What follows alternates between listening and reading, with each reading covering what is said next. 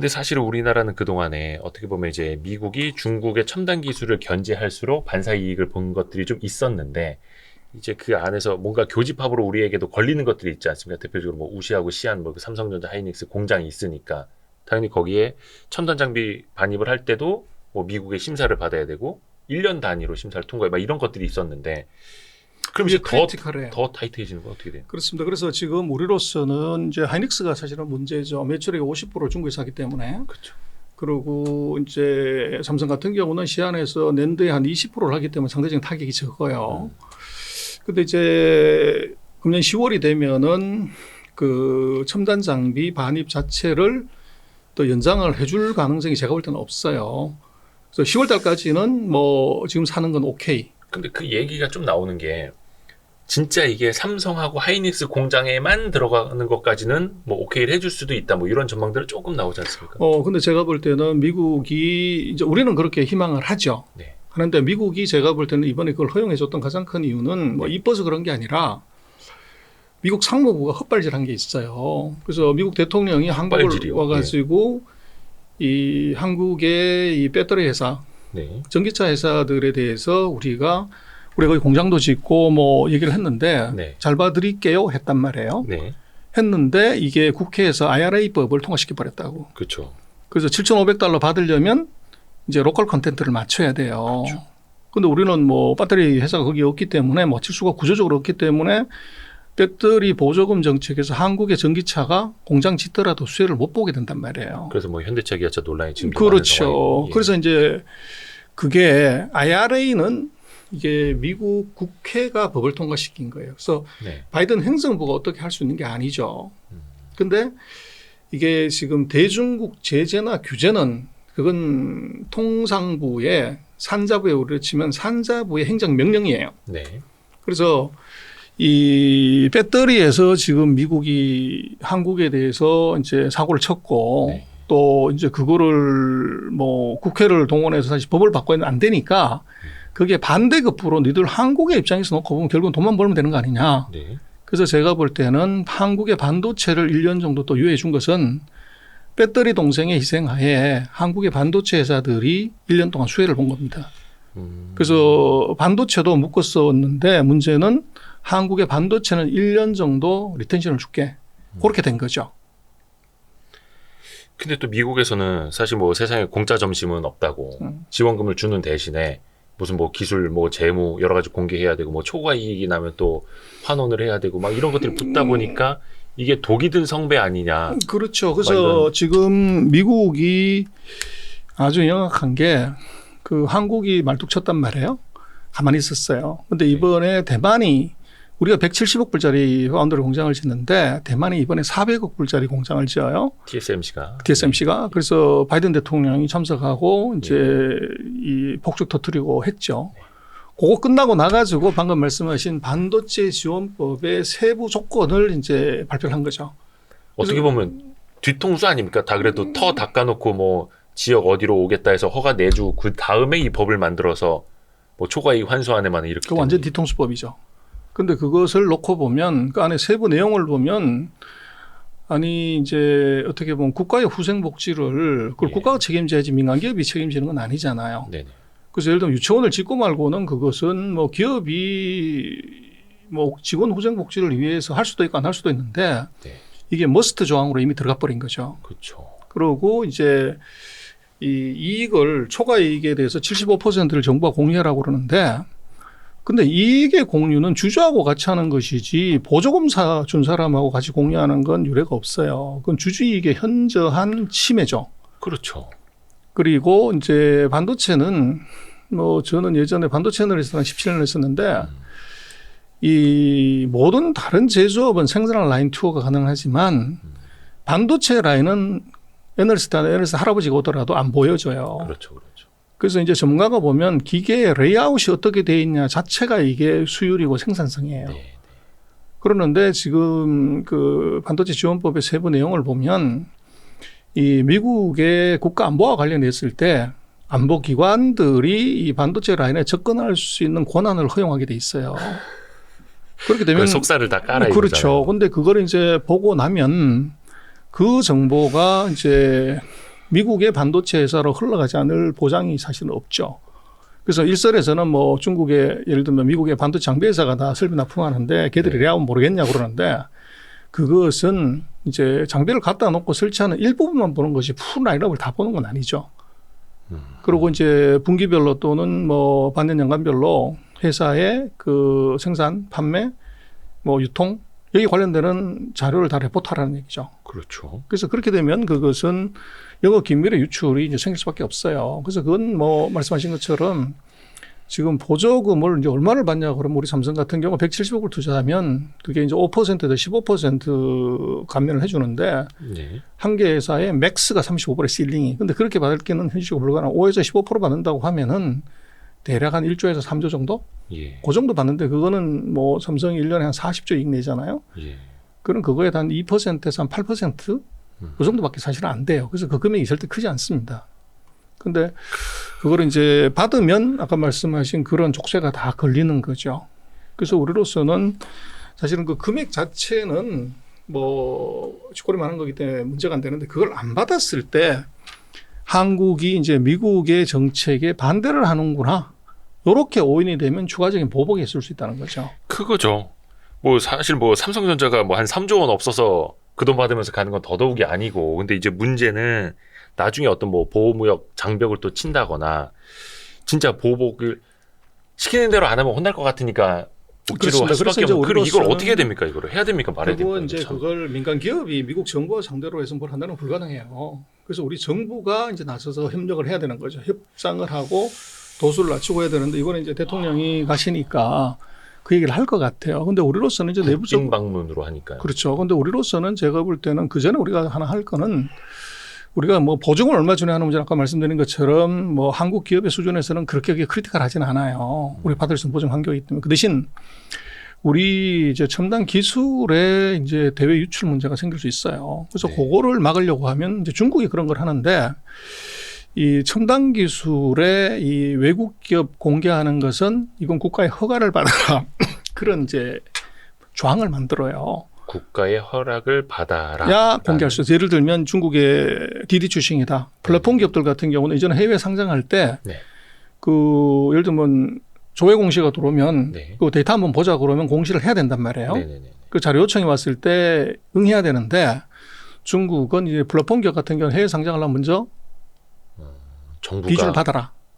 그리고 그런 데이터를 이제 중국 같은 경우 지금 해외 상장한 기업들이 재무 데이터를 그 나라의 감독기관한테 제출할 때도 네.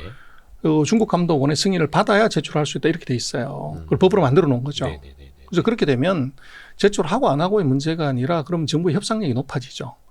그래서 우리도 지금 첨단 전략 기술, 예를 들면 반도체나 뭐 OLED나 이 배터리나 이런 이제 전략 산업을 정하고 그런 전략 산업의 첨단 기술은 해외에 공개한다고 할 때는 한국 정부의 승인이 있어야 된다는 이런 법조항을 하나 만들어 놓으면 예를 들어서 이제 한국 기업이 미국에서 공장을 지었다고 하더라도 미국이 그런 공장 접근법이나 정보 공개를 요구했을 때 우리는 공개하고 싶지만 한국 법에 의해서 이거 할 수가 없다. 그럼 이건 한국 정부한테 얘기해야 돼.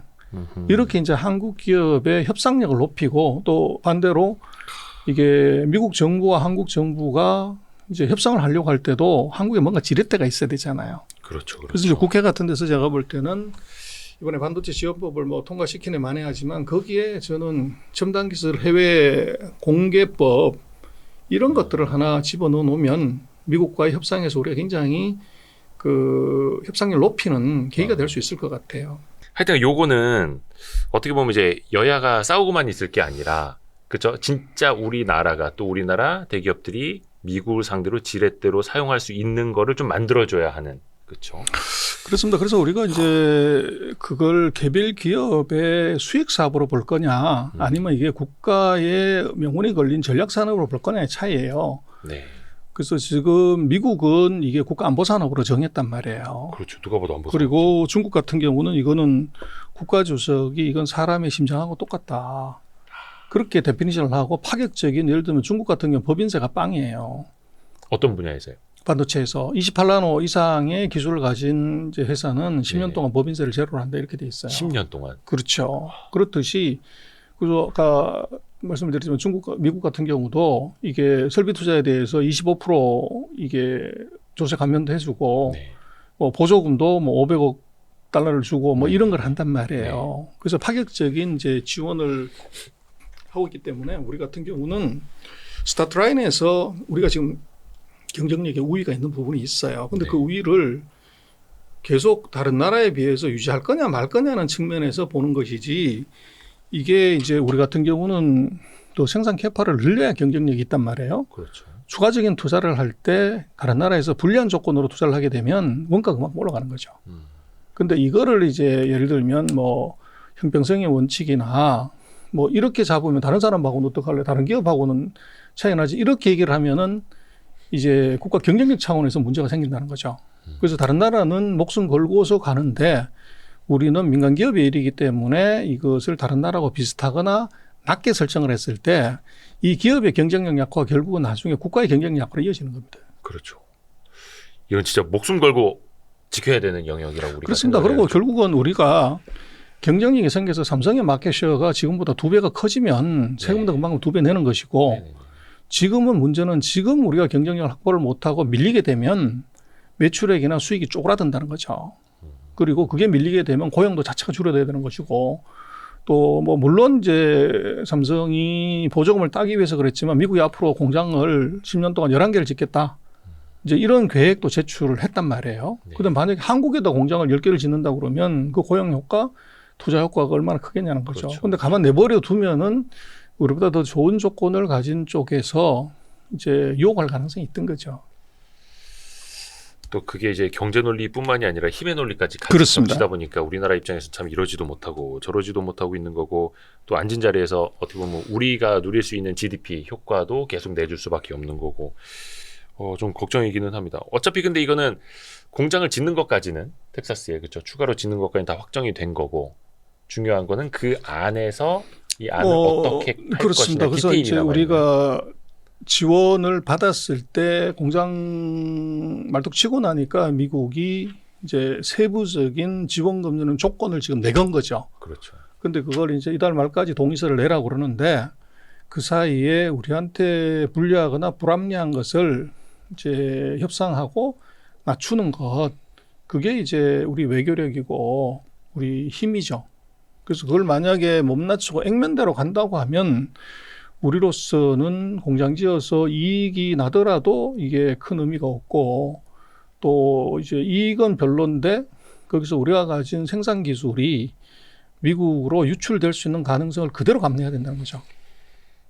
근데 이제 이게 미국의 인플레이션 감축법하고 반도체 지원법뿐만 아니라 계속 이어지지 않을까 우려가 되는데, 사실 이제 그런 생각들 많이 하지 않습니까? 그래도 미국은 우방이니까 우리를 대하는 건 다른 나라를 대하는 거랑 그래도 조금 다르지 않을까. 근데 사실 우리는 이거를 경제적으로 자꾸 우리 뒤통수 맞는다, 미국도 우리를 이용만 한다, 우리 뭐 이게 군사적으로나 정치적으로 우방일지언정 경제적으로는 항상 믿고 있어서는 안 된다라고도 이제 지적을 하는 게 나타나는데, 요 부분에서 좀 어떻게 해야 할지. 그것은요, 이 우리하고 미국도 가까운 우방 관계지만 일본하고는 훨씬 더 가까운 관계예요.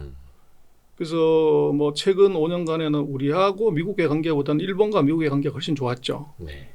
그리고 미국 입장에서는 G3인 일본과의 관계가 중요하냐, G10인 한국과 관계, 그건 물어보나 마나예요. 네. 그래서 그거를 좀 냉정하게 봐야 되고, 근데 문제는 이 80년대, 90년대에 일본이 세계 반도체 1등을 했단 말이에요. 네. 근데 미일 반도체 협정 3번 개정해가지고 일본 반도체 회사를 죽였다고요. 그렇죠. 그래서 이게 한미일 이 삼각관계에서 우선순위로 보면 미국 1등, 일본 2등, 한국이 3등인데 네. 우방 넘버 2도 죽여 없애는 것이 국제관계입니다. 첨단 기술에서. 그래서 한국에서 지금 우리가 우방이만 맞고 우리를 도와준 고마운 나라는 게 아니라 첨단 기술에 있어서는 우방이 없어요. 그리고 지금 미국이 아까 말씀을 드렸지만 반도체 산업에 대한 정의를 바꿨습니다. 이게 첨단 기술 산업이 아니라 국가 안보 산업으로 바꿨다고요. 근데 그 얘기는 뭔 얘기냐면, 안보 산업이라고 하는 것은 펜타곤이 원자폭탄을 개발하거나 이제 위성을 개발하는 거하고 똑같은 거예요. 근데 그것은 이게 최고의 기술이어야만 하고, 네. 그 기술을 확보하기 위해서는 모든 수단과 방법을 동원하는 거죠. 거기에서 미국이 모든 것의 최우선이지 우방이고 맹방이고 뭐 이런 건 고려의 대상이 아니죠. 그래서 그것을 이 외교적인 우호 관계로 보는 것이 아니라 미국의 안보 산업의 관점에서 놓고 보면 이것은 모든 것이 재정립돼야 된다. 그리고 미국이 안보 산업에서는 어떤 경우에도 양보가 없어요. 근데 그거를 우리가 과거에 50년간의 이제 미국과의 우방 관계이기 때문에 우리만 스페셜한 대우를 하겠다고 하는 것은 과거 일본을 봐라. 그렇죠. 그래서 그게 우리한테 좋은 반면 교사가 된다. 그래서 우방은 우방이고 첨단 기술에 관해서는 이것은 우방이 아니라 아메리카 퍼스트다. 그렇게 봐야 될 것 같아요. 그러니까 어떻게 보면 일본의 과거가 대한민국의 현재인데. 그렇죠. 일본은 빠져나가지 못하고 그대로 얻어맞았죠. 그렇죠. 근데 이제 우리는 그럼 여기서 과연 슬기롭게 빠져나가는 방법이 있을 거냐, 아니면 그냥 우방이라고 생각하던 미국이 좌우하는 대로 끌려가다가 우리도 경쟁력이 뒤처질 거냐, 뭔가를 찾아내야 하지 않습니까? 일단은 선례를 봤기 때문에, 일본이라는 선례를 봤기 그렇습니다. 때문에. 그게 이제 우리가 현명하다고 하면 결국은 기술은요, 보조금 줘가지고 기술을 만들 수 있다고 그러면 그건 누구나 다 하죠. 그리고 기술을 돈 주고 살 수 있는 건 아니에요. 네. 보조금 준다고 그래서 공장이라고 하는 것은 이게 시장 가까운 고객 가까운 데 짓는 것이지 보조금 많이 주는데 짓는 건 아니라고요. 네. 그래서 지금 미국 같은 경우가 왜 저런 이제 액션을 하냐고 그러면 전 세계 반도체 매출액으로 보면 54%가 미국이 판매하는 걸로 되어 있어요. 네. 근데 문제는 미국이 실제적으로 생산하는 게 얼마냐 그러면 12%밖에 안 돼요. 네. 그래서 이게 그 괴리가 전부 해외에서 만들고 있다는 거죠. 근데 해외에서 안 만들어주면 어떡하냐. 네. 그렇게 되면 이게 이제 심각한 문제가 되는데 안 만들어준다고 하는 것이 무슨 이제 첨단 슈퍼컴퓨터, 무슨 고성능 노트북, 핸드폰에 들어가는 칩뿐만 아니라 항공모함, 전투기, 인공위성, 레이더 여기에 들어가는 칩도 문제가 되는 거죠, 이제는. 그래서 과거에는 이제 미국이 월등한 세계 1등이었고 그 반도체를 만드는 아시아 국가들이 다 미국의 영역 안에 있었기 때문에 언제든지 통제가 가능했기 때문에 문제가 없었어요. 네. 근데 문제는 지금 중국이 범용 반도체 모든 것을 다 커버할 수 있는 수준에 올라왔고, 그리고 첨단 반도체는 이거는台湾하고 한국 두 개밖에 할 수가 없다는 거죠. 그래서 이게 두 개의 나라에서 문제가 생겼을 때 미국이 첨단 반도체를 구독하지 못하는 일이 벌어져. 대만 같은 경우는 뭐 중국의 공격 위협이 있는데 중국의 미사일 한 방이면 첨단 반도체가 그냥 날아갈 수가 있는 거죠. 네. 네. 그리고 한국도 뭐 그럴 가능성이 대단히 낮지만 북한의 지도자가 오판해서 우리 예를 들면 삼성이 있는 지역으로 미사일이 날아온다? 그러면 그걸 요격시키지 못하면 우리 첨단 라인도 이제 손상을 입을 수 있는 가능성이 있는 거죠. 네. 그래서 미국의 입장에서는 자기네 최첨단 반도체를 이제 타이완과 한국에 의존하고 있는 것 자체가 이게 엄청난 이제 리스크로 지금 작용을 하게 된 거죠. 이게 참 굉장히 어려운 일입니다. 굉장히 어려운 문제입니다. 그렇죠? 이거 어디서부터 어떻게 풀어 나가야 될지 모를 그래서 정도로. 이제 결국은 그런 거죠. 1등을 하는 방법이 뭐냐 그러면 상대를 다 쳐 죽이고 그 나만 살아남으면 1등인데 그렇기 네. 때문에 엄청난 이제 자기도 손상을 입죠. 그렇죠. 그리고 그 뒤에도 쫓아오는 놈을 발 걸어가지고 넘어뜨려 갖고 잡아뜨려서 이제 내가 1등을 하겠다고 하는 것, 그거는 미봉책이요. 잡아뜨렸던 놈이 앙심 먹고 다시 일어나서 더 빨리 뛰면 리스크가 생기죠. 그래서 결국은 이게 기술 산업에서 핵심은 이게 남들보다 한 걸음 먼저 간 것이 답이지 뒤에 오는 놈 발 걸어 넘어뜨리거나 이렇게 하는 것은 미봉책이에요. 그리고 첨단 기술의 역사를 보면 뭐 산업혁명 이후도 그렇지만 IT혁명 다 마찬가지고 이게 시발력하고 종착역이 같은 적이 없어요. 그래서 지금 예를 들어 반도체도 그 시발력은 실리콘밸리였지만 종착역은 지금 중국에 가 있는 거죠. 네. 그래서 철강화학, 조선, 기계, 자동차, 뭐 노트북, 핸드폰, 반도체 모든 것이 시발력과 종착역은 달라요. 네. 근데 이 종착역까지 가 있는 이걸 다시 시발력으로 돌리려고 그러면 엄청난 코스트하고 시장 질서에 혼란이 와요. 네. 그리고 지금 예를 들어 스마트폰이다. 이게 왜 중국하고 인도로 가 있는데 이걸 미국에서 생산하겠다. 그거 만들 수는 있지만 문제는 공급망 어떡할래? 부품 어떡할래? 이게 7만 8천 달러 되는 인당 소득의 나라에서 2천 달러 되는 인당 소득의 나라하고 조립 코스트가 경쟁력이 되냐는 거죠. 그래서 그게 이제 미국이 지금 하려고 하는 것은 이 종착역에 가 있는 기술을 그걸 우리가 생산했기 때문에 장충동 원조 족발집이 우리 집이기 때문에 이걸 다시 가져오겠다는 거거든요.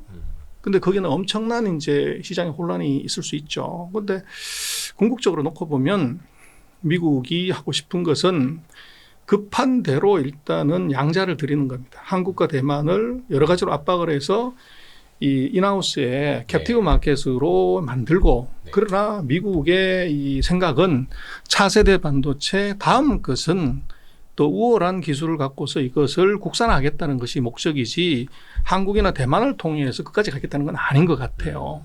그래서 지금으로 놓고 보면 한국으로서는 우리가 역사적으로 여러 가지가 있지만 미국이 와달라고 돈 주고 보조금 주고 세금 깎아주고 중국도 어서 오세요 하는 아이템이 역사상 없었어요. 그래서 지금이 우리가 굉장히 비관적으로 보긴 하지만 또 뒤집어 생각하면 한국의 최고의 항공기라고 볼 수가 있어요. 그래서 미국이 이게 절절히 오라고 원하는 아이템을 갖고 있고 중국은 절대 내보내면 안 되는 아이템을 우리가 갖고 있다는 거죠. 근데 여기서 이제 우리가 헛발질해가지고 타이밍을 놓치고 미국이 첨단 기술을 이제 다시 생산할 수 있는 기술을 갖고 중국이 따라와서 첨단 기술을 이걸 자체적으로 개발하는 그 시간을 못 버티면 우리는 이제 끝나는 거죠. 그러나 이게 중국이 우리보다 한 3세대, 4세대 뒤진 거를 우리가 또 앞으로 한 3세대를 당기고 지금 우리가 미국에다 공장 짓는 걸 5나노짜리를 짓지만 그거 완공이 되려고 그러면 2025년 앞으로 2년 뒤 뭐 이래요.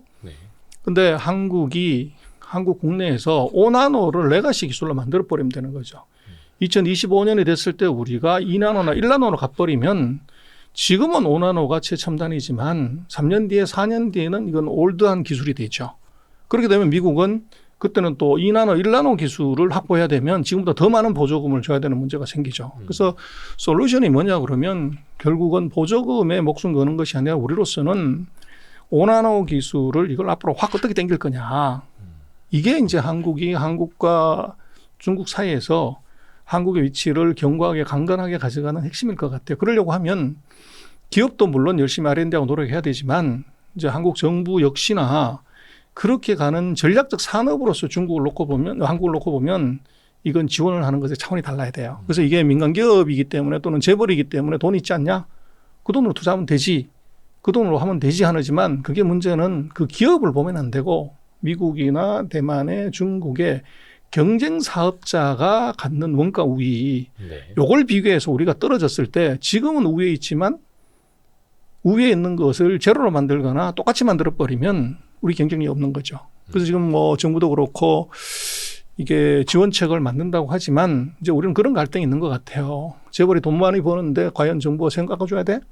이제 이런 갈등이 하나 있고 그러나 조금 더 크게 놓고 보면 다른 나라가 캐치업할 수 있는 가능성에서 우리가 예를 들어서 10m 앞에 나가 있는데 이놈을 20m 차이를 내려고 그러면 어떻게 해야 되냐.